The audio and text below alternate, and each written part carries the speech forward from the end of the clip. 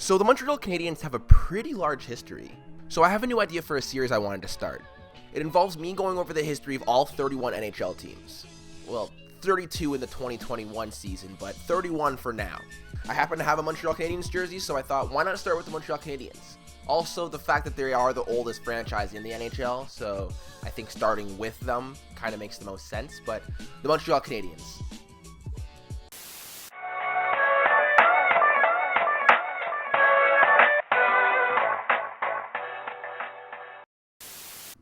The Canadiens were founded by J. Ambrose O'Brien on December 4th, 1909 as a founding member of the National Hockey Association, the predecessor to the National Hockey League. It was to be the team for the French community of Quebec with French players and French owners. The team's first season was not a success as they placed last. After the first year, ownership was transferred to George Kennedy of Montreal, and the team's luck changed over the next couple of seasons.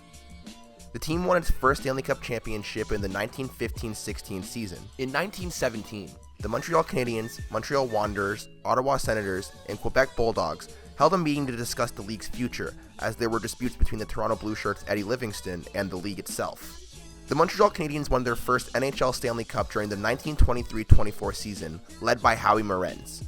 The club began the 1930s decade successfully with Stanley Cup wins in the 1930 season and the 1931 season. During the Great Depression, the Montreal Canadiens began to decline in skill and people actually watching the games. The Canadiens almost moved to Cleveland, Ohio. Could you picture that? Led by Maurice Rocket Richard, Toe Blake, and Elmer Locke, the Canadiens enjoyed success in the 40s from 1953 to 1960. The Canadiens won 6 Stanley Cups, including 5 straight from 1956 to 1960.